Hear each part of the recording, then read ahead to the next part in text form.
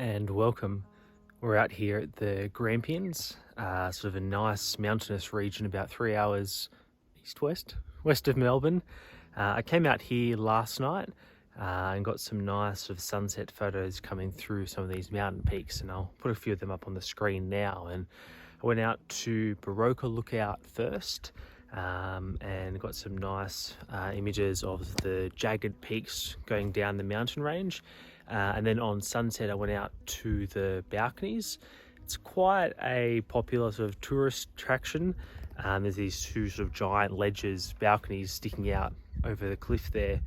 So I didn't actually photograph those because you can't really get a sort of decent, unique composition out there.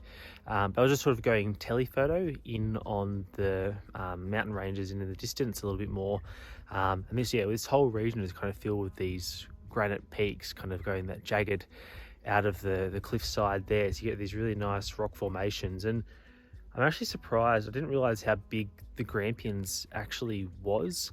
So I was kind of at the northeast corner yesterday, and then for sunrise this morning I've come out to the Mt Abrupt summit out here, and it's actually about an hour south of where I was yesterday, but it's this same sort of U-shape mountain range. It's kind of this inverted U shape where the cliffs and mountains have kind of been pushed up out of the surrounding countryside. So it's quite unique for the Australian landscape here to have kind of these rugged mountains, and I think they do get a little bit of snow in winter if the conditions are just right. So it's the middle of summer at the moment, so I don't think there's any chance of that on the cards. But yeah, I had an early start this morning, got up about 4 a.m. and drove out here and started the walk. It's a pretty decent hike up. You're pretty much just going up the whole way. But man, these views up here are pretty special. So I've just got it set up on these granite rocks and kind of using the rocks and boulders sort of close by as sort of foreground, looking back towards, I think it's Mount Signal that I'm looking towards, and I'm kind of going up Mt Abrupt. But yeah, sort of these nice big peak, and the sun's actually rising quite a lot to the south at the moment. Once again, middle of summer, so it's kind of shining in on the peak, which is nice. I did come out here about 4 years ago with my dad, and we did the hike up here, and that was in the middle of winter, so we had sort of sunrise behind the mountain, which was nice for the colors in the sky. But because the sun was behind the mountain, it meant the mountain was in silhouette, so it's kind of sort of more black and in shade, whereas at the moment the sun's actually sort of shining onto the mountain peak. So it's a little bit nicer to see the textures and formations in those foothills as well. So I'm going to keep going out here this morning. We're still about 20-30 minutes away from actual sunrise.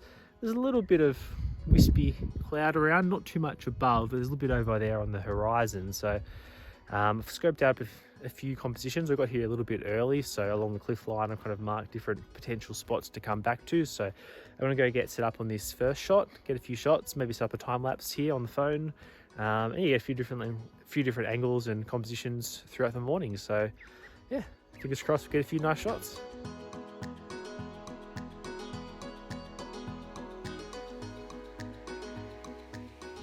The sky didn't quite light up as I was hoping it might have. There was a bit of cloud out on the horizon there, just blocking that sun coming up through, so it didn't quite strike those high clouds and get those pinks and purples in the sky. But once the sun did rise above that little cloud bank, it did shine in that nice golden light down through the scene. And because I didn't quite have a big vibrant sky to sort of strengthen the scene and hold it up, it was really nice to have that nice golden light coming through and creating some nice light and contrast down through the valleys and on the rocks there as well. And I did find a second little composition just a bit further along on the cliff. There was a nice grass tree framing the scene as well. So yeah, a few different angles. It's good just to experiment and see, and some of them might work, some of them might not, but I'll head back later on the computer and check them out, and hopefully a few of them turned out okay, and I'll show you a few of those on the screen now.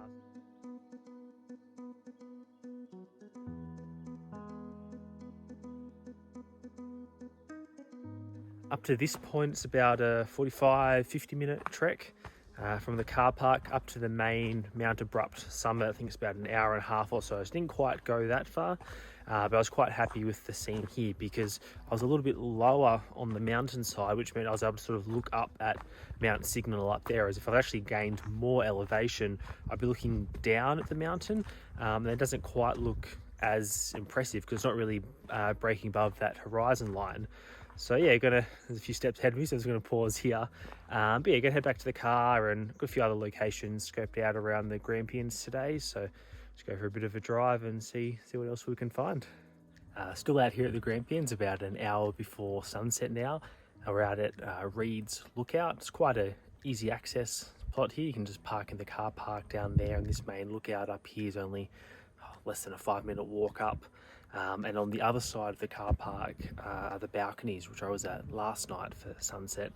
So I've come up here this evening. It's quite a clear evening out here. There's a few little wispy clouds on the horizon, kind of like there was on sunrise this morning. So I think it's about 50-50 as to whether the colour will come through or they'll get blocked.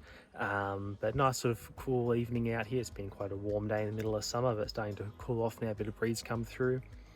And as for the location, it's kind of on the top of the ridge line here. So whereas this morning I was getting down close to the rocks with my wide angle lens to kind of use those as foreground leading into the scene, out here I've got out my big telephoto lens and I'm really honing in on the cliffs and peaks in the far distance. So it's quite a hazy day, but I don't mind that. I think a little bit closer to sunset we'll start to get some of those golden hues coming in through the valleys and sort of casting some nice shadows and light between the peaks. So yeah, get the telephoto lens out and kind of mixing up between 100mm and then kind of going all the way to 400mm and really sort of isolating those sort of like key elements in the scene rather than going the big landscape vista that I was doing this morning, kind of just focusing in on a couple of mountain ranges, just to sort of show that key quality of the jaggedness of the peaks. So we're still about an hour before sunset. I'll just hang out here. It's a nice evening for it, and yeah, just keep firing away a few shots and just seeing how the light kind of changes throughout the evening. It's about 10 minutes after sunset now, so the sun really needs to get low down below the horizon to kind of shine up through these higher clouds and light them up. And there's not many, but there's enough to get some of those pinky purple pastel colours come through. So it was nice kind of just going telephoto in on the horizon there, where you don't really need a big sort of 180 sky full of clouds. You just get a little bit on the sort of horizon that catches the colour. If you use a telephoto, then that's what you really need to get the shot. I've got a few nice shots before the sun actually set. We still got that direct sunlight on the mountains there, and it creates that nice contrast between the rocks which are glowing and then the shadows below.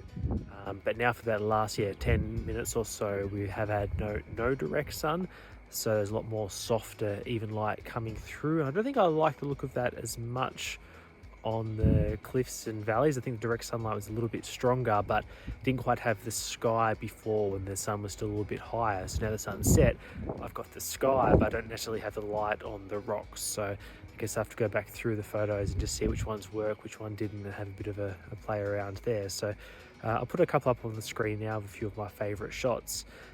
It's just nice to be out here again, just checking out the scenery and just firing off a few frames for the fun of it. It's about 9:10 here, so it's quite late in these summer sunsets. So gonna head back to camp, and I think I might make an early start for some astrophotography in the morning.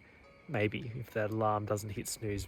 We'll see what happens. So maybe I'll see you again bright and early and bushy-tailed tomorrow morning. Well, another early start out here at the Grampians. I've walked out to the Pinnacle Lookout. You can't see too much at the moment. It's about 4:30 in the morning. Nice early start here to make the hike up here. It's quite a decent trek up again, but the views at the top are up here pretty special. So I come out here to do some astrophotography. I'm actually using my headlamp to shine up against the rocks here to shine back on my face because it's just pitch black at the moment, but which is also great for the stars as well. So I've got my camera set up on my tripod on an intervalometer, and that just takes a photo one after the other.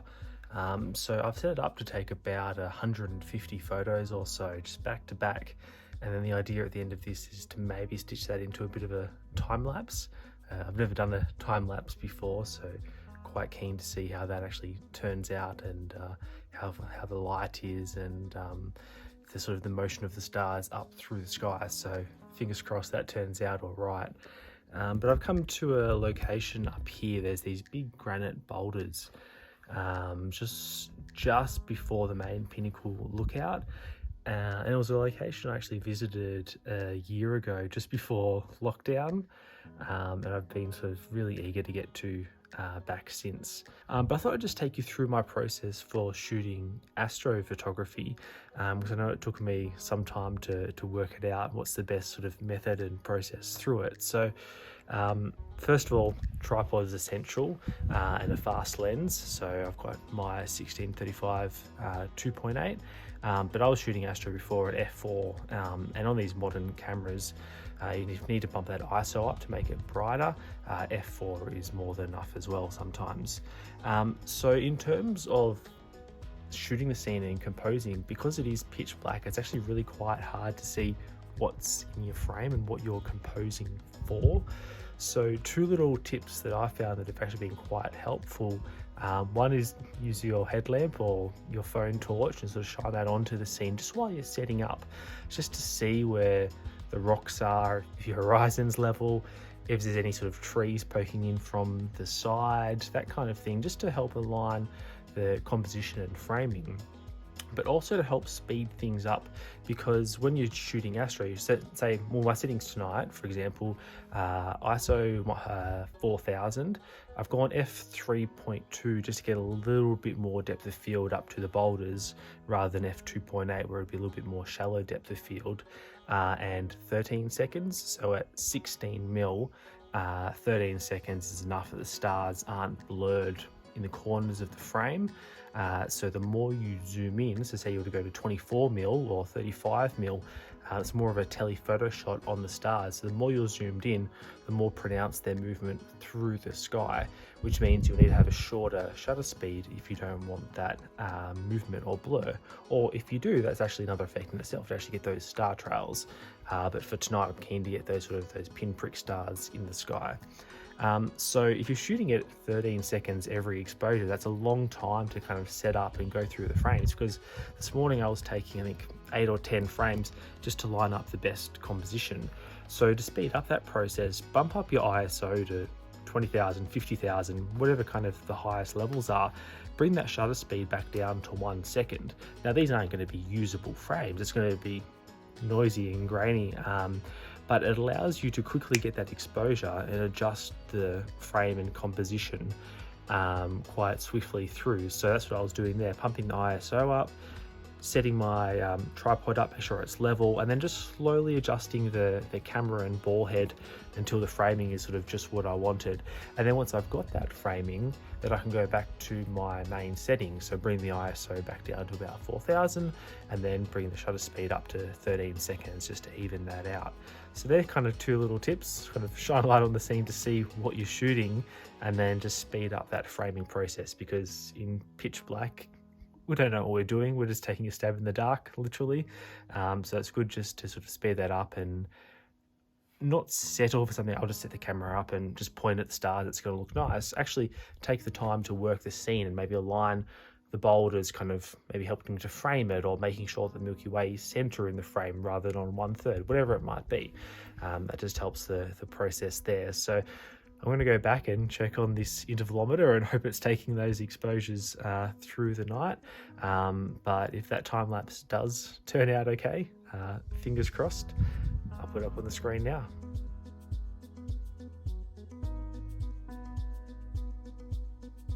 Well, I think that turned out all right. I'll let you be the judge of that.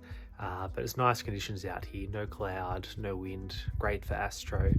It's now about still 40 minutes before sunrise, but what I did as the sort of that twilight was starting to rise above the horizon, leaving my camera and tripod in the same position, getting a bunch of different exposures for the rocks and the foreground. You would have seen in the time lapse that was pretty much just pitch black. It was just a silhouette, and that was nice enough for the time lapse. But for my photo, I want to kind of show those granite boulders and the shape and the texture and that kind of thing.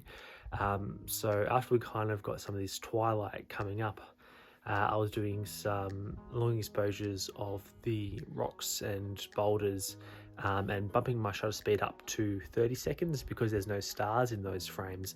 I can push that exposure higher, letting more light into the sensor, and also with this light surrounding increasing each minute closer to sunrise, there was more light coming into the frame as well. So I got a few exposures there for the rocks, and then what I can do in Photoshop is overlay 10 different 30-second exposures, and what Photoshop will do is actually sort of average out what's called like the mean, the average, to get rid of all the little noise, because the noise in a photo is random. You get a red pixel here, green pixel here, blue pixel here, whatever that might be, because it's always random and changing. If you're taking 10 different exposures, when you start to average that out, those kind of outlying hot pixels sort of fade away, and then you're just left with the sort of the true light, the true color that's coming up off the rocks. So that's what I'll do for the foreground exposure, and just layer those, and that'll help create a nice, really clean image without any noise. So that about wraps things up for this Grampians trip. Still an early start, so we'll make the 3-hour trek back to Melbourne this morning. But it's been a good few days out here, just exploring the scenery and making the most of our time out of lockdown, which is great. So thanks for watching. Until next time, take care.